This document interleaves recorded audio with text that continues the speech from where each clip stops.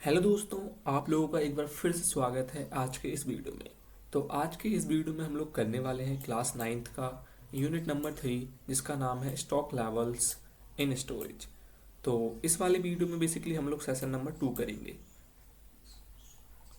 हमारे इस सेशन का नाम है डॉक्यूमेंट्स रिक्वायर्ड फॉर हैंडलिंग। तो इस सेशन को स्टार्ट करने से पहले चलिए इसका पहले एक छोटा सा ओवरव्यू ले लेते हैं, देखते हैं क्या क्या टॉपिक है इस सेशन में, देन आगे इस सेशन को स्टार्ट करते हैं स्टडी करना। सो ये रही हमारे एजेंडा, लाइक ये रहे जितने भी टॉपिक्स वगैरह हैं यहाँ पे सारे मेंशन किए हुए हैं। लाइक फर्स्ट हम लोग देखेंगे इंट्रोडक्शन, एंड सेकंड नंबर पे हम देखेंगे documents usually are prepared while stock handling.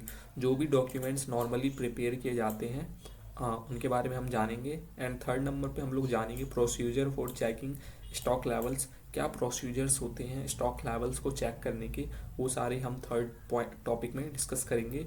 And fourth में देखेंगे रिपोर्टिंग डेविएशन, क्या क्या डेविएशन आते हैं, लाइक रिपोर्टिंग डेविएशन के बारे में हम लोग फोर्थ टॉपिक में डिस्कस करेंगे। एंड में हम लोग बेसिकली चेक योर प्रोग्रेस के जो भी क्वेश्चंस और आंसर्स हैं, फिल इन द ब्लैंक्स है, एमसीक्यू है और ट्रू फॉल्स है, सारी चीज़ें हम इस वीडियो के एंड में इंक्लूड कर देंगे। आप जाके उन्हें नोट कर सकते हो अपनी नोटबुक में। इफ़ आपको सिर्फ question answer, MCQ, true false ये सभी चाहिए तो जाइए आप प्लीज़ वीडियो के एंड में जाइए, वो सारी चीज़ें मैंने इंक्लूड कर रखी हैं, आप वहाँ से नोट कर सकते हो। चलिए आज के इस वीडियो को स्टार्ट करते हैं बिना आपका टाइम वेस्ट करते हुए।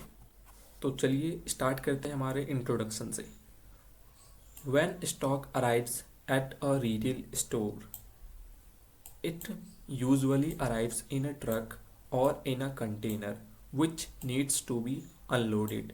तो देखिए फर्स्ट पॉइंट में बेसिकली ये कह रहा है, लाइक जब भी स्टॉक्स अराइव होता है हमारे रिटेल स्टोर में, बेसिकली ये तो ट्रक में अराइव्स होते हैं, ट्रक के थ्रू आते हैं हमारे स्टोर पे स्टॉक्स, या फिर कंटेनर के थ्रू आते हैं हमारे रिटेल स्टोर पे। तो बेसिकली उन लोगों को हमें जो भी ट्रक में लाइक हमारे प्रोडक्ट आए हैं, जो भी स्टॉक्स आए हैं, उन्हें बेसिकली हमें अनलोड करना होता है। तो ये फर्स्ट पॉइंट में ये चीज़ें मेंशन कर रखी है। सेकंड पॉइंट में क्या बताया है, before starting the unloading process the retail store manager must know about the stocks characteristics. तो देखिए फर्स्ट वाले पॉइंट में बेसिकली ये बताया था कि हमें जो भी ट्रक या भी कंटेनर जो भी है वो रिटेल स्टोर में जब पहुंच जाए, हमें गुड्स को उतारने की ज़रूरत होती है, जो भी प्रोडक्ट है उन्हें अनलोड करने की ज़रूरत होती है।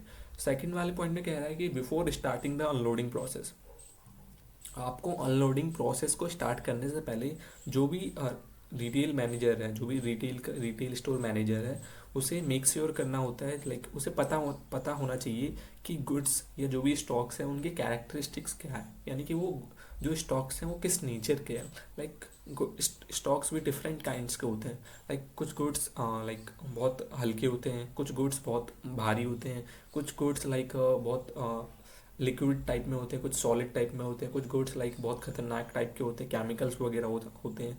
तो डिफरेंट काइंड के स्टॉक्स होते हैं। जो भी रिटेल मैनेजर है उन्हें उनकी कैरेक्टरिस्टिक्स के बारे में पता होना चाहिए कि वो जो गुड्स हैं वो किस नेचर का है, किस उसकी कैरेक्टरिस्टिक्स क्या है। तो ये बेसिकली स्टोर मैनेजर को पता होना चाहिए। रिटेलर को कुछ चीज़ें एंश्योर करके चलनी होती है, लाइक यहाँ पे मेंशन कर रखा है रिटेलर शुड एंश्योर दैट। तो कुछ चीज़ें उन्हें बेसिकली देख के चलनी होती है, कुछ चीज़ें उन्हें लाइक एंश्योर करके चलनी होती है। वो सारे पॉइंट्स यहाँ पे मेंशन कर रखे हैं, चलिए इन्हें भी एक एक करके रीड आउट करते हैं। तो फर्स्ट पॉइंट में क्या मेंशन किया है, the stock is stored as per the retail stores requirements. तो जो भी स्टॉक है उन्हें बेसिकली स्टोर करके रखनी है, जो भी रिटेल स्टोर की रिक्वायरमेंट्स हैं उनके अकॉर्डिंग ही हमें स्टॉक को स्टोर करके रखना है अपने रिटेल स्टोर में। सेकंड पॉइंट में कह रहा है the stock is recorded as per the retail stores procedures. तो जो भी स्टॉक्स वगैरह आपके पास है वो सारे बेसिकली आपको रिकॉर्ड करके चलनी है रिटेल स्टोर प्रोसीजर्स के हिसाब से। The stock is then checked as per the required documentations. तो जो भी डॉक्यूमेंटेशंस वगैरह होती हैं उनके अगेंस्ट सारी जो भी स्टॉक्स वगैरह हैं चेक करके चलनी होती है। थर्ड पॉइंट में ये मेंशन किया है। फोर्थ में क्या मेंशन किया है, the difference between the actual stock received and invoiced ordered stock are identified and reported accordingly to the retail procedures। तो इसमें क्या कह रहा है, लाइक आपने गुड्स ऑर्डर किए थे कुछ और आपको रिसीव हुए हैं गुड्स कुछ। तो बेसिकली मान लो अगर आपने गुड्स ज़्यादा ऑर्डर किए थे बट आपको रिसीव कम हुए हैं, तो जो भी डिफरेंस है ना वो बेसिकली आपको बताना होता है रिटेल स्टोर प्रोसीजर्स के हिसाब से। आपको रिपोर्ट करना होता है according to the retail store procedures. जो भी प्रोसीजर्स है रिटेल स्टोर की उसके अकॉर्डिंग आपको बेसिकली रिपोर्ट करनी होती है अपने सीनियर्स को। नेक्स्ट पॉइंट है the relevant documentation is completed as per the retail store procedures. तो जो भी रिलेवेंट लाइक जो भी ज़रूरी डॉक्यूमेंटेशन है डॉक्यूमेंट्स हैं वो कंप्लीट होनी चाहिए किसके according, as per the retail stores procedure. जो भी रिटेल स्टोर की प्रोसीजर है उसके अकॉर्डिंग जो भी डॉक्यूमेंट हैं जो भी ज़रूरी डॉक्यूमेंट्स हैं वो सारी चीज़ें कंप्लीट होनी चाहिए। नेक्स्ट पॉइंट में क्या कह रहा है, the retail organisation systems for receiving and maintaining stock levels must be appropriate. तो इसमें क्या कह रहा है,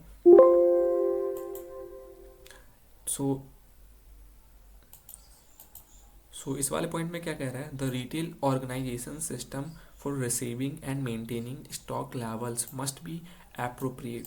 तो जो भी आप जो भी रिटेल ऑर्गेनाइजेशन का सिस्टम है जिसमें गुड्स को रिसीव कर रहे हैं मेंटेन कर रहे हैं स्टॉक लेवल्स को, वो एप्रोप्रिएट होना चाहिए, बढ़िया होना चाहिए, एकदम मस्त होना चाहिए, ठीक है। उसके बाद कह रहा है goods should be available when required. तो इस वाले पॉइंट में कह रहा है जब भी आपको गुड्स की नीड है तो उस टाइम गुड्स अवेलेबल होना चाहिए आपके पास, ठीक है। नेक्स्ट पॉइंट में कह रहा है goods must be fit for use और रेडी टू यूज़। तो जो भी गुड्स वगैरह आपके पास है स्टॉक है वो बेसिकली रेडी टू यूज़ होना चाहिए। एंड लास्ट पॉइंट में क्या कह रखा है, the method employed is cost effective and wastage is minimum.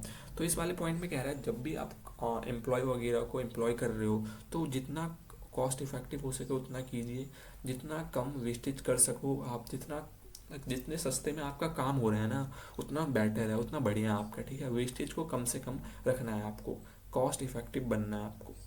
सो ये सारी चीज़ें एक रिटेलर को एंश्योर करके चलनी होती है। आई होप सारे पॉइंट्स आपको अच्छे से समझ में आए होंगे। नेक्स्ट टॉपिक है the following documents are usually prepared while stock handling. तो इस वाले टॉपिक में हम लोग देखेंगे बेसिकली क्या क्या डॉक्यूमेंट्स होती हैं जो प्रिपेयर की जाती है यूजुअली जब स्टॉक्स को हैंडल किया जाता है। तो फर्स्ट जो हमारा डॉक्यूमेंट है डिलीवरी नोट, एंड आगे जो है इनवॉइस, एंड आगे कंसाइनमेंट नोट, एंड डी पे, internal packing note, and electronic data system. तो ये 5 टॉपिक हम डिस्कस करने वाले हैं अभी। तो फर्स्ट टॉपिक क्या था हमारा, डिलीवरी नोट। तो a delivery note is usually supplied with the goods at the time of delivery. तो जो भी डिलीवरी नोट होता है ना, डिलीवरी नोट बेसिकली सप्लाई किया जाता है जब usually supplied with the goods के साथ ही सप्लाई किया जाता है eight the time of delivery. जब भी आप कोई भी गुड्स डिलीवरी हो रही है, आप डिलीवर कर रहे हो गुड्स, तो उसी टाइम जो डिलीवरी नोट होती है उसके साथ ही सप्लाई किया जाता है। It states what the supplier has actually delivered to the store. Goods delivered are checked against the delivery note to confirm the delivery is correct. तो बेसिकली इसमें क्या कह रहा है, इसमें कह रहा है it states, ये बताता है, एक मिनट रुक जाइए, it states what the supplier has actually deliver to the store. तो ये कह रहा है कि मैं डिलीवरी वाला बंदा हूँ, ठीक है, और मैं आपको भेज रहा हूँ डिलीवरी, आपको सेंड कर रहा हूँ, तो मैं बताऊँगा कि मैंने ये भेजा है, ये 10 बॉक्स इसके भेजे हैं, 10 बॉक्स इसके भेजे। तो ये सारी चीज़ें मैं लिख के मैं डिलीवरी नोट में मेंशन करके मैं आपको डिलीवर करूँगा डिलीवरी नोट के साथ। तो ये क्या करता है, इसके बाद goods delivered to are checked against the delivery note to the confirm the delivery is correct. तो जब आपके पास डिलीवरी पहुंच जाएगी और डिलीवरी नोट पहुंच जाएगा, स्टॉक भी पहुंच गई और डिलीवरी नोट भी पहुंच गई, तो आप देखिएगा डिलीवरी नोट में कि हाँ जो पर्सन है उन्होंने 10 बॉक्सेस के भेजे थे, 10 बॉक्सेस के भेजे थे। डिलीवरी नोट में ये दोनों मेंशन है और यहाँ पे भी ये 2 टाइप के बॉक्स हमारे पास डिलीवर हो चुके हैं। तो मैं कहूँ तो अब वो जब आप ये चेक कर लोगे तो आप कंफर्म कर लोगे दैट डिलीवरी इज़ करेक्ट, तो आप डिलीवरी आपको करेक्ट हो गई है, लाइक जो डिलीवरी मैंने की थी वो आपको पहुंच चुकी है। तो ये सारी बातें यहाँ पे मेंशन की गई हैं इस वाले पॉइंट में। आई होप ये डिलीवरी नोट वाला पॉइंट समझ में आया होगा आपको। यहाँ पे एक एग्जांपल भी दे रखा है, जैसे देख सकते हो यहाँ पे आइटम नंबर 3400, हाँ यहाँ पे ये और यहाँ पे ये, और डिटेल्स में क्या लिख रहा है, cartons Marvel men's 12 packet carton 6 quantity भेजी गई है, और boxes giant jumping jelly snacks इसके 2 क्वांटिटी भेजी गई है। यहाँ पे इस वाले का इसमें भी 10 क्वांटिटी भेजी गई है। तो इस तरीके से बेसिकली डिलीवरी नोट होता है। यहाँ पे डेट मेंशन कर रखी है, डिलीवरी नंबर मेंशन कर रखा है। यहाँ पे लाइक मैं भेज रहा हूँ तो मैंने यहाँ अपना एड्रेस मेंशन किया है, और यहाँ पे जिसको भेजा गया उसका एड्रेस यहाँ पे मेंशन किया गया है। आई होप आपको ये डिलीवरी नोट समझ में आ होगा। ये सारा ये वाली डिलीवरी नोट आपकी बुक में भी मेंशन की गई है, आप चेक कर सकते हो वहाँ से। नेक्स्ट डॉक्यूमेंट जो है invoice. Invoice is the legal document that is used at the time of dispatching and delivering the goods to the customer. तो बेसिकली जो इनवॉइस होता है ना, इनवॉइस एक लीगल डॉक्यूमेंट होता है कानून की नज़रों में, और ये बेसिकली यूज़ किया जाता है जब गुड्स को आप डिस्पैच कर रहे हो कस्टमर के पास, या जब आप गुड्स को डिलीवर कर रहे हो अपने कस्टमर के पास। तो ये बेसिकली उस टाइम यूज़ किया जाता है। डिस्पैच मतलब बेसिकली एक तरीके से भेजना, सेंड करना अपने कस्टमर को, ठीक है। और the invoice contains all the information about the goods like the quantity and the nature of the goods। तो जो भी इंफॉर्मेशन होती है ना गुड्स से रिलेटेड, इनवॉइस बेसिकली वो सारी इंफॉर्मेशन अपने अंदर कंटेन करके रखता है। लाइक कितनी क्वांटिटी आप गुड्स भेज रहे हो अपने कस्टमर को, किस नेचर का गुड्स है, ये सारी इंफॉर्मेशन इनवॉइस में बेसिकली कंटेन होती है। The invoice is a very important document as it used to bill the receiving company. तो बेसिकली ये एक बहुत इंपॉर्टेंट डॉक्यूमेंट होता है, क्योंकि ये बेसिकली यूज़ किया जाता है बिलिंग के लिए। जो भी कंपनी रिसीव करती है इनवॉइस वगैरह, तो वो बेसिकली बिल पे करती है, एज अ ये बिल यूज़ होता है। फॉर एग्जाम्पल लाइक जब भी आप ऑनलाइन कुछ ऑर्डर वगैरह करते होंगे तो बेसिकली ये इनवॉइस आपको डिलीवरी के साथ ही मिलता है। तो ये सारी चीज़ें मेंशन होती है, लाइक इतना आइटम आपने लिया, इस आइटम ये आइटम लिया, ये आइटम लिया, और एंड में लाइक ये सारे जैसे देख सकते हो यहाँ पे सारी अमाउंट मेंशन हो रखी है, और एंड में टोटल जो भी अमाउंट होता है यहाँ पे मेंशन हुआ होता है। तो आपको ये पे करना होता है जो जहाँ से भी आपने लाइक जिस भी प्लेटफॉर्म से आपने परचेज़ किया, लाइक ऑनलाइन प्लेटफॉर्म जो भी होते हैं वहाँ से अगर आपने परचेज़ किया तो आपको पे करना होता है। तो ये एग्जांपल है एक इनवॉइस का, आप देख सकते हैं ये बुक में भी मेंशन हो रखी है। नेक्स्ट डॉक्यूमेंट है consignment note. The consignment note is used when the delivery is out to the private carrier. It shows that the goods are and issued by the carrier for delivery. तो इस point को समझने से पहले देखिए यहाँ पे एक वर्ड आया है, पहले उसे समझते हैं। यहाँ पे प्राइवेट कैरियर मेंशन किया गया है, कैरियर। तो प्राइवेट कैरियर मतलब एक तरीके से मैं हूँ डिलीवरी करने वाला पर्सन, और कस्टमर आप हो, ठीक है। तो मैं आपको डिलीवर कर रहा हूँ डायरेक्टली, तो इसमें तो कोई दिक्कत नहीं है। मैं आपको इनवॉइस सेंड करूँगा, डिलीवरी नोट सेंड करूँगा, दैट्स इट, बात ख़त्म। बट मैं खुद डिलीवरी नहीं कर रहा, मेरे जो भी एम्प्लॉय वगैरह है वो आपको डिलीवरी नहीं कर रहे, मैंने किसी और को हायर कर लिया। लेट्स से मैंने एक्स कंपनी को बोला, सर आपको ये जो मेरे प्रोडक्ट है ये आपको डिलीवर करना है, दैट कस्टमर को आपको सेंड करना है। तो जो एक्स कंपनी है ना, एट इस वाले सिनेरियो में क्या है, वो प्राइवेट कैरियर है। मैंने उन्हें ऑर्डर दिया है कि आप इस गुड्स को, इस प्रोडक्ट्स को जो भी स्टॉक है आपको सेंड करें, मेरे कस्टमर को डिलीवर करें। तो यहाँ पे वो क्या है, प्राइवेट कैरियर है। तो अब समझते हैं इस पूरे पॉइंट को एक बार।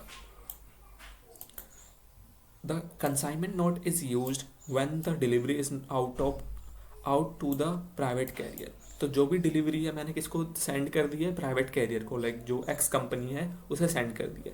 It shows what goods are and issued by the carrier for delivery. तो बेसिकली ये शो करता है क्या मैंने आपको इशू किया है, मैंने क्या डिलीवरी की है। तो ये सारी चीज़ें मेंशन होती है इसमें। तो समझ में आया क्या है, बेसिकली ये है मैं डिलीवरी नहीं कर रहा गुड्स डायरेक्टली, इनडायरेक्टली मैं आपको गुड्स डिलीवर करवा रहा हूँ किसी और पर्सन के थ्रू। तो उस टाइम उस वाले केस में तब हम कंसाइनमेंट नोट को यूज करते हैं और इशू करते हैं। कंसाइनमेंट नोट जब यूज़ किया जाता है जब किसी प्राइवेट कैरियर के थ्रू गुड्स को डिलीवरी किया जाता है।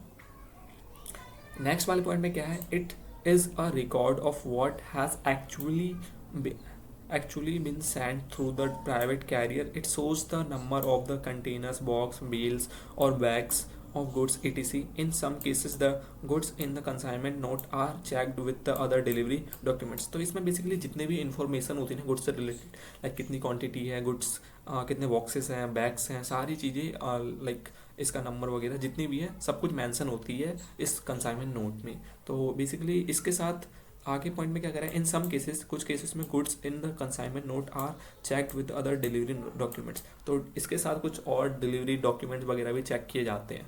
तो ये बेसिकली जब भी ये जो कंसाइनमेंट नोट होता है जब भी यूज़ किया जाता है, जब लाइक मैं आपको खुद डिलीवरी नहीं कर रहा, डायरेक्टली मैं आपको नहीं सेंड कर रहा गुड्स, मैं इनडायरेक्टली किसी प्राइवेट कैरियर का हेल्प ले रहा हूँ, उन्हें मैं सेंड कर रहा हूँ, देन वो प्राइवेट कैरियर आपको सेंड कर रहे हैं गुड्स। तो उस वाले केस में कंसाइनमेंट नोट इशू किया जाता है।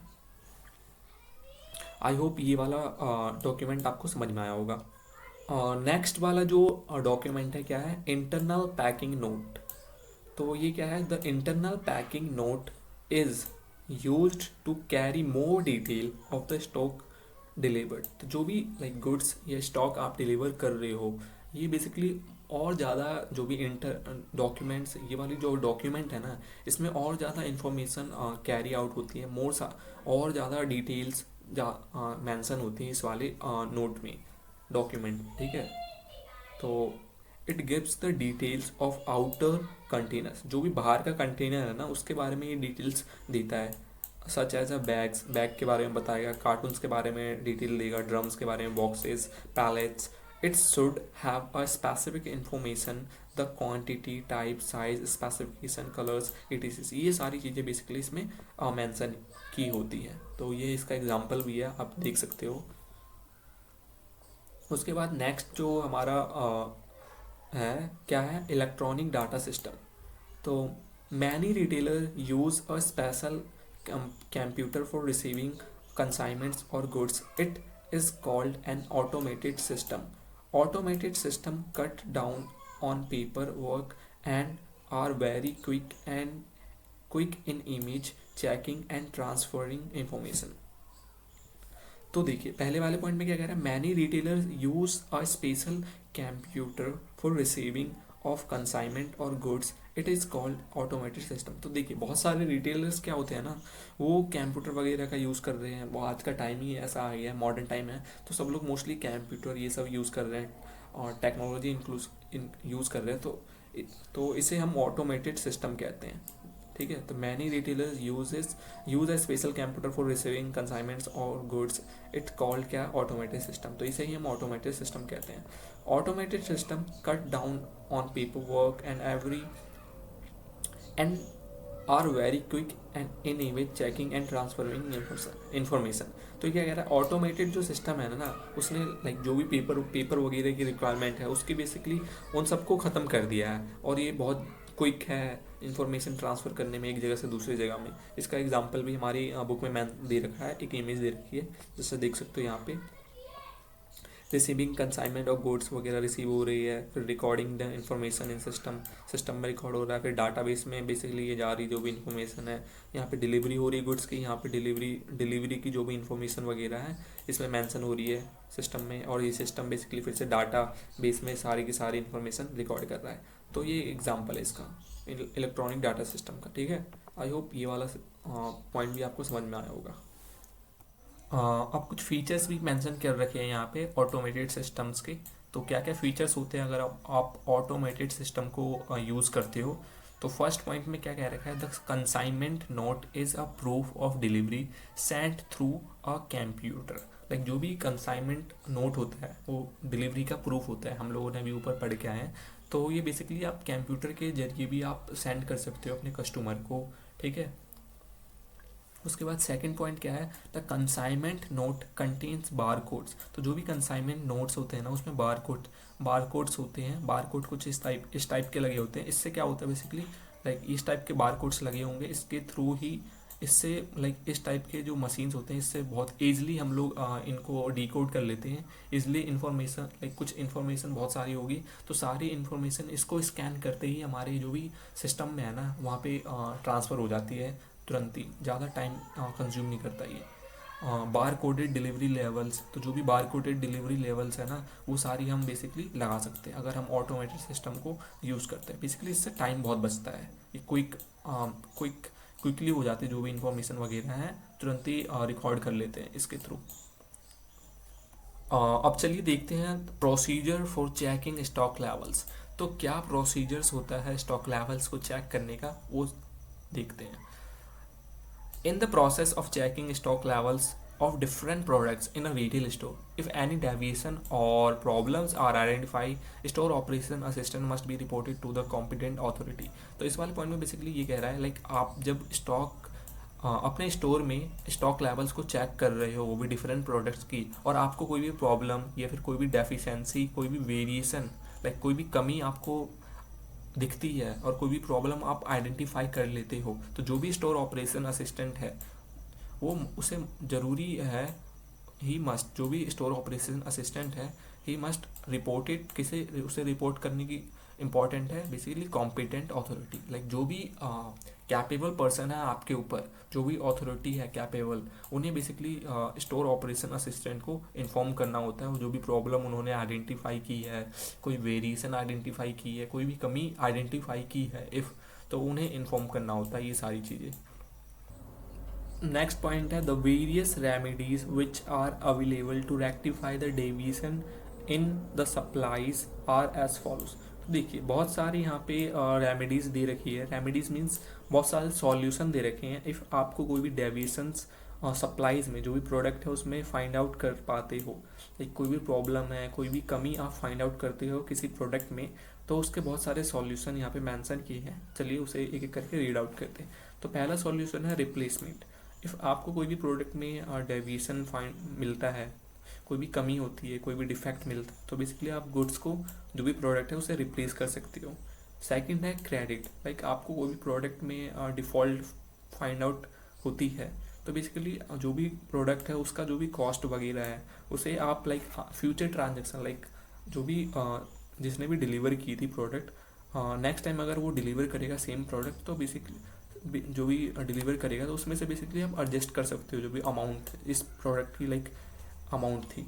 इस प्रोडक्ट की अमाउंट 100 रुपये है, तो नेक्स्ट अगर वो 500 रुपये का प्रोडक्ट आपको डिलीवर करता है तो आप 100 रुपये डिडक्ट करके आप उसे 400 ही पे कर सकते हो। तो बेसिकली आप एज अ क्रेडिट यूज़ कर सकते हो। आपने उधार दे रखा है उसे, इस तरीके से इसको यूज़ कर सकते हो। डिस्पोजल, तो बेसिकली अगर आपका प्रोडक्ट बेसिकली कुछ ज़्यादा ही डिफेक्ट है तो बेसिकली आपको प्रोडक्ट को डिस्ट्रॉय करना होगा एक तरीके से। और फोर्थ वाली पॉइंट में क्या है, selling off as a seconds.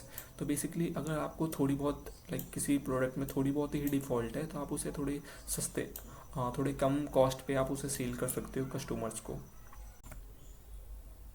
Fifth point है repair and charging to the supplier. तो आपके प्रोडक्ट की जो भी रिपेयरिंग का कॉस्ट वगैरह बैठता है, तो जो भी कॉस्ट वगैरह आपने पे किया है रिपेयरिंग में, वो कॉस्ट आप बेसिकली सप्लायर से चार्ज कर सकते हो, जिसने डिलीवर की थी उससे आप चार्ज कर सकते हो उतना अमाउंट। सिक्स्थ पॉइंट है रिटर्न टू द सप्लायर। तो जो भी प्रोडक्ट है आप बेसिकली प्रोडक्ट को रिटर्न कर सकते हो अपने सप्लायर को। आई होप आपको ये वाला पॉइंट समझ में आया होगा। नेक्स्ट टॉपिक जो है reporting deviation. When a delivery is incorrect और डैमेज और shortage report must be completed. देखिए इसमें क्या कह रहा है, जब आपको डिलीवरी या तो इनकरेक्ट मिले या फिर डैमेज मिले तो आपको बेसिकली एक रिपोर्ट तैयार करनी है, डैमेज और शॉर्टेज रिपोर्ट। जब आप ये रिपोर्ट तैयार कर रहे होगे तो ये रिपोर्ट जब ही कंप्लीट होगी जब ये 3 डिटेल इसमें मेंशन होगी। दीज इंक्लूड्स, तो क्या क्या इंक्लूड करनी होती है इस रिपोर्ट में। तो फर्स्ट है the date on which damaged goods were received. तो वो वाली डेट आपको मेंशन करनी है जब जो भी गुड्स आपको डैमेज गुड्स जब रिसीव हुए, जो डैमेज गुड्स है जब आपको जिस डेट पे रिसीव हुए हैं वो डेट आपको इस वाली रिपोर्ट में मेंशन करनी होती है। सेकंड क्या कह रहा है, the shortage that occur during delivery. तो जो भी आइटम मिस है, जिस आइटम का शॉर्टेज है, वो आइटम के बारे में आपको इस रिपोर्ट में मेंशन करना होता है। थर्ड में कह रहा है whether the goods fail to arrive at the stipulated time. तो जब भी गुड्स अगर डिले हो रहा है, स्टिपुलेटेड कुछ टाइम था, 10 बजे गुड्स की डिलीवरी का टाइम था बट पहुंचा नहीं उस टाइम तक। स्टिपुलेटेड टाइम था 10 AM बट उस टाइम तक गुड्स डिलीवर्ड नहीं हुए। तो जो भी कारण वगैरह है डिले करने का, डिलीवरी अराइव नहीं हुए टाइम पे, उसकी कॉज वगैरह सारे इस रिपोर्ट में आपको मेंशन करनी होती है। आई होप आपको ये वाला पॉइंट भी अच्छे से समझ में आया होगा। ये एक एग्जांपल दे रखा है हमारी बुक ने, sample stock record sheet is as under. तो सैम्पल स्टॉक रिकॉर्ड, तो स्टॉक रिकॉर्ड कैसे करते हैं इसका बेसिकली एक एग्जांपल दे रखा है। तो देखिए यहाँ पे प्रोडक्ट नेम, जो प्रोडक्ट के नेम है यहाँ पे मेंशन कर रखे हैं। प्रोडक्ट का जो भी नंबर है वहाँ यहाँ पे मेंशन कर रखे हैं। उसके बाद साइज़ मेंशन कर रखा है, क्वांटिटी कितनी है हमारे पास, क्वांटिटी ऑन हैंड ये सारी मेंशन कर रखी है। मिनिमम स्टॉक लेवल कितना होना चाहिए, ये यहाँ पे मेंशन कर रखा है। क्वांटिटी ऑन ऑर्डर, कितनी हमने क्वांटिटी ऑर्डर की है यहाँ पे मेंशन हो रखा है यहाँ पे। उसके बाद रिटेल प्राइस क्या है इन जो भी प्रोडक्ट का है। रिटेल प्राइस मतलब हम इस प्राइस पे कस्टमर को सेल करेंगे, ये प्राइस यहाँ पे इस बता रखा है। और कॉस्ट प्राइस हमने कितने में परचेज की है ये यहाँ पे मेंशन कर रखा है। सो ये है एक example, sample stock record sheet is as under. तो सैम्पल स्टॉक रिकॉर्ड का एक एग्जांपल है, आप देख सकते हो इसे, ठीक है। उसके बाद हमारा चेक योर प्रोग्रेस स्टार्ट हो जाता है। तो ये हमारा फिल इन द ब्लैंक्स है एंड ये रहे इसके आंसर, एंड ये हमारे मल्टीपल चॉइस क्वेश्चंस यानी कि MCQ, एंड ये रहे इसके आंसर्स, एंड ये है ट्रू फॉल्स, एंड ये रहे इसके आंसर्स। एंड उसके बाद शॉर्ट आंसर क्वेश्चंस स्टार्ट हो जाते हैं। सो इन चारों के आंसर ये रहे, फर्स्ट का आंसर ये है, सेकंड का ये, एंड थर्ड का ये है, एंड फोर्थ का ये है। इसके बाद चेक योर परफॉर्मेंस में ये फर्स्ट क्वेश्चन का आंसर ये रहा। सो ये होता है हमारा पूरा चेक योर प्रोग्रेस ख़त्म। सो इफ़ आप लोगों ने यहाँ तक इस वीडियो को देखा होगा तो थैंक यू सो मच आप लोगों का बहुत बहुत। एंड आपको वीडियो पसंद आई तो लाइक करना, सब्सक्राइब करना, एंड अपने दोस्तों को भी शेयर करना सो दैट उनकी भी थोड़ी बहुत हेल्प हो जाए। Thank you so much for watching this video.